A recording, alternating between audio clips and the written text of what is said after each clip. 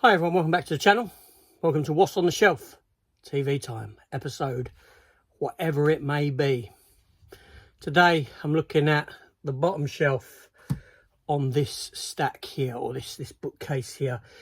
Bottom shelf being down here, down below, out of sight. So we're going to have a look at all the titles on this shelf. So let's get into it.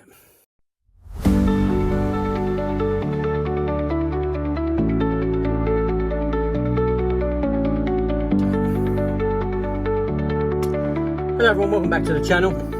So yeah, TV time. So it's just a chance at me of having a look at the titles that I've got, the TV shows on physical media, whether it be DVD, Blu-ray, whatever it may be. We can take a look, and anything else on the shelf we'll take a look at, and then I can choose the TV series that, you know, the one TV series out of all these that does it for me, essentially, that one main TV show.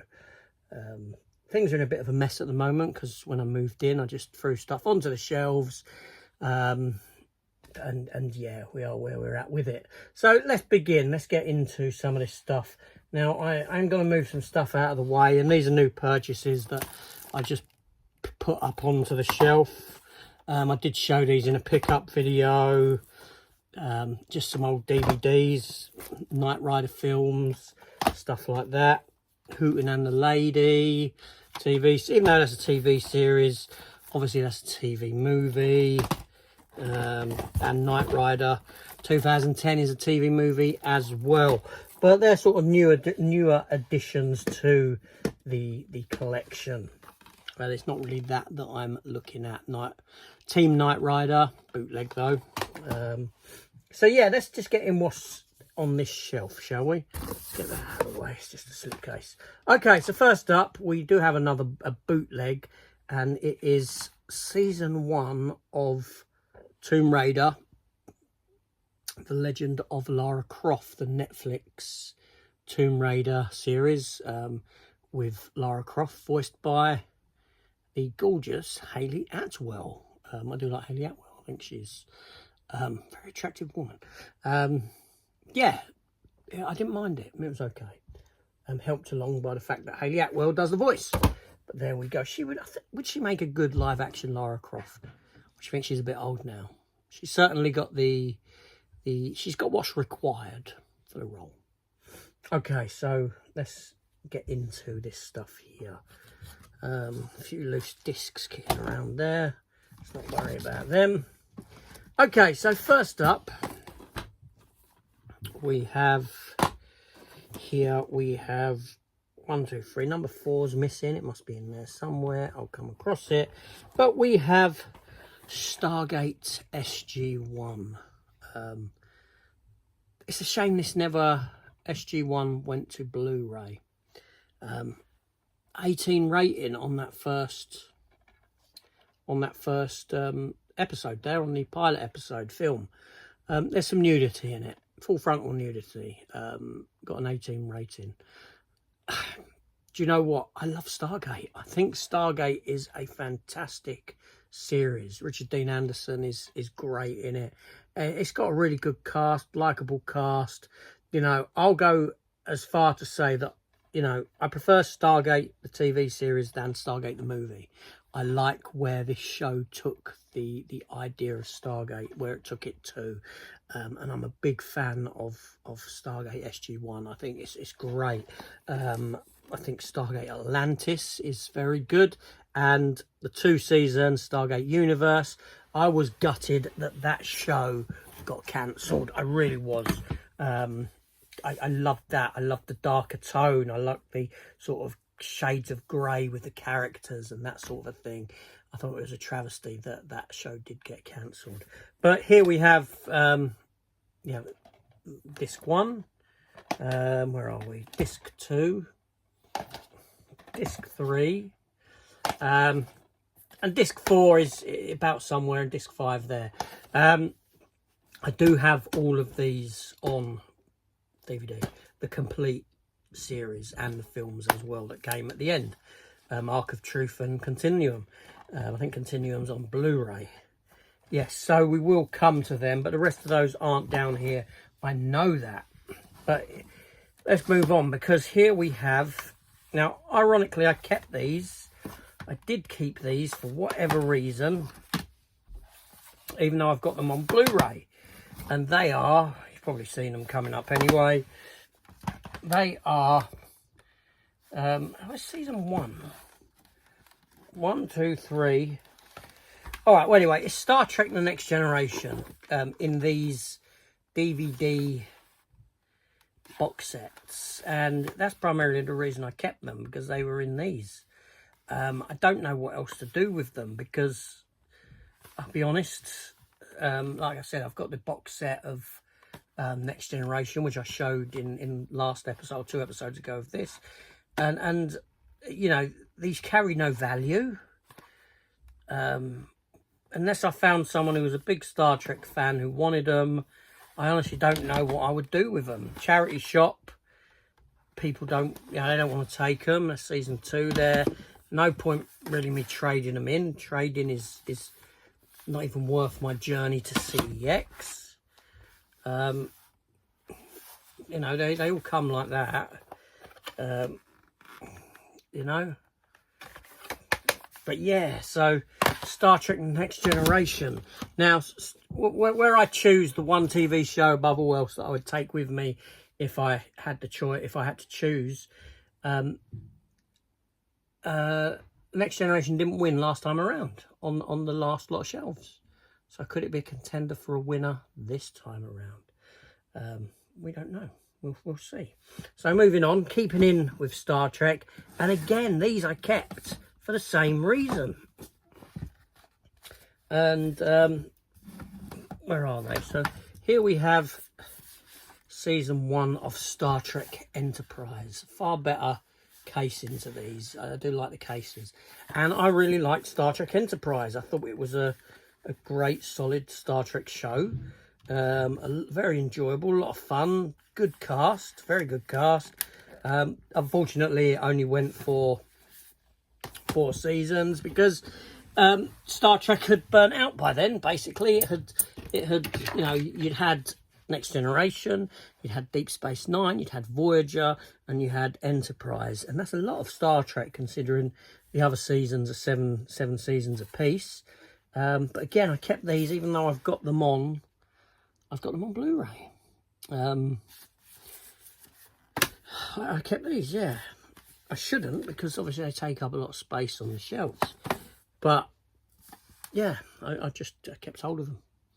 And again, if I found a proper Star Trek fan who was happy to take them, have them, then I probably would pass them on.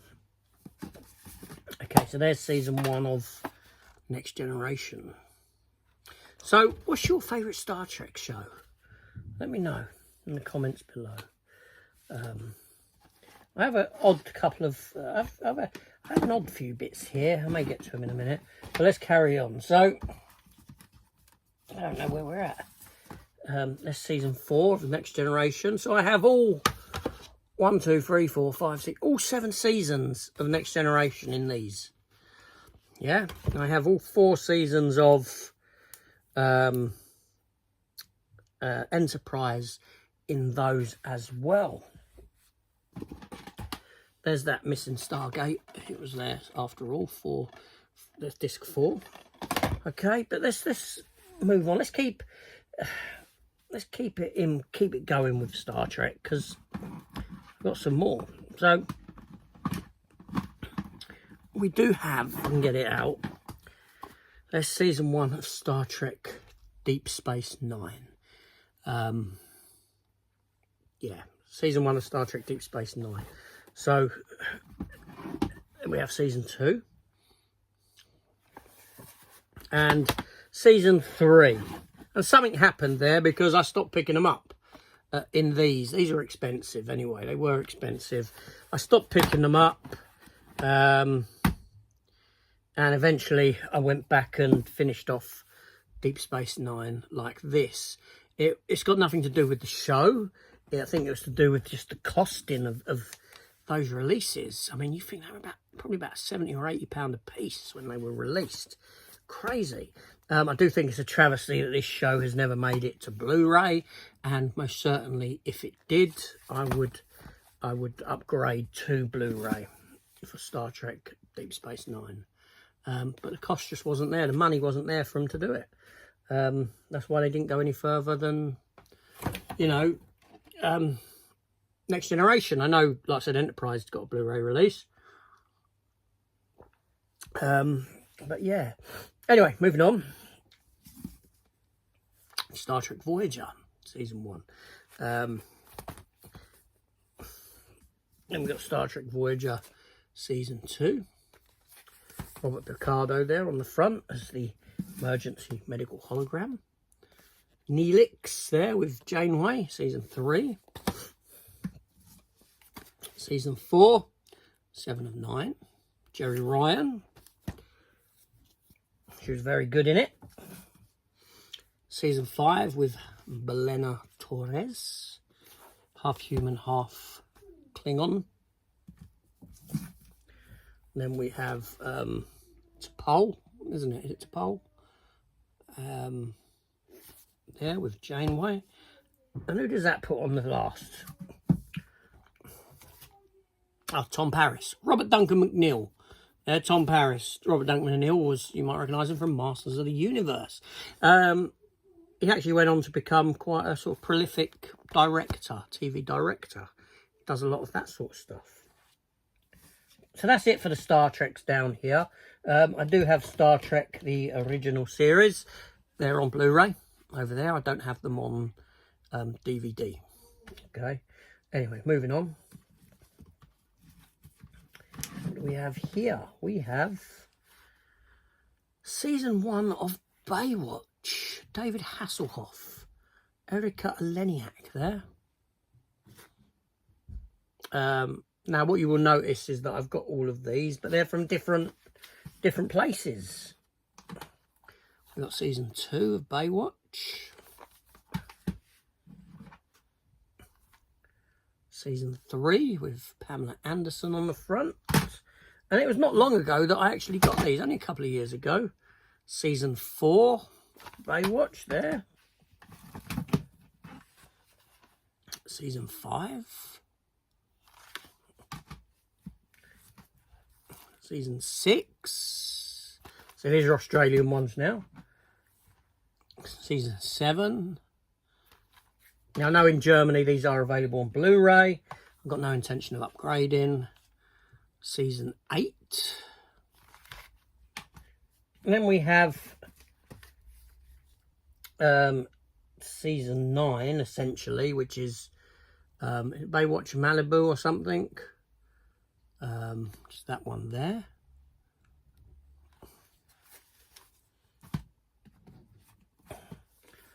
And Baywatch Hawaii, sorry. That one there. So that's 10 seasons. Season 10 this would be. Or is that Season 9? I don't remember now how it went. No, that's Season 9, yeah. Okay, Season 9.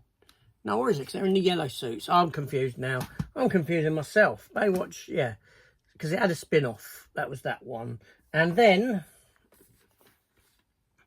we had Baywatch Nights as well. The other spin-off show for Baywatch.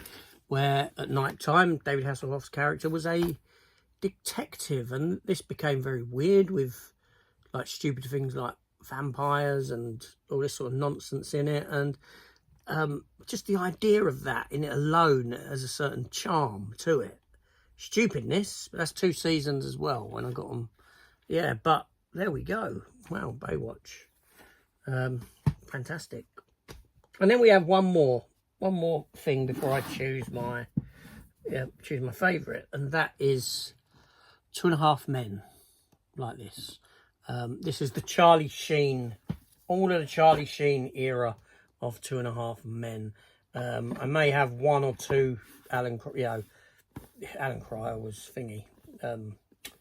John Cryer, sorry, Alan, his brother.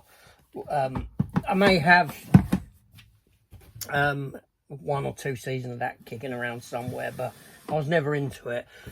For me, 2.5 Men ended with Charlie Sheen's departure. I like Charlie Sheen. What can I say? But there we go. So that's everything on this shelf. Let's just have a quick look at these bits. I've got Blu-ray of The Gorge there, which I picked up recently.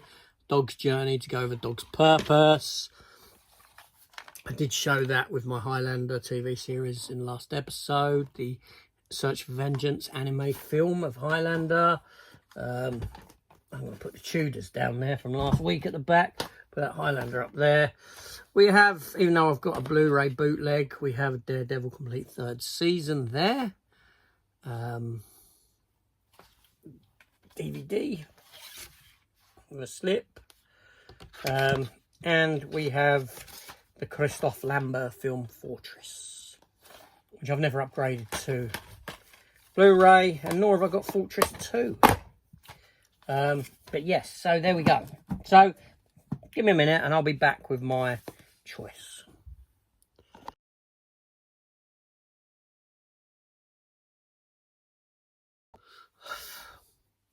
Okay, so I'm back. I've put everything back onto the shelf and I have deliberated here. Made my choice. And it comes down to just one show here. And it is Star Trek. But what Star Trek? Because it's not Star Trek Next Generation. Star Trek Deep Space Nine. This is my favourite Star Trek show.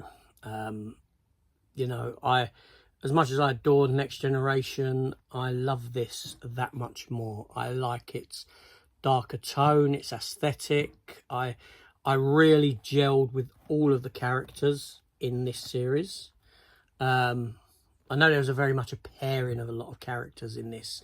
Characters seemed to pair up all the way through, like you had Quark and Odo, you had Miles O'Brien and the Doctor and things like that. But, you know, Avery Brooks as Commander, stroke Captain Sisko, he's my favourite Star Trek captain. He's the most realistic Star Trek captain to me. I enjoyed his character arcs. I enjoyed that he was this troubled man who was trying to have this work-life, family-life balance, in a sense that he's the captain or commander of this space station.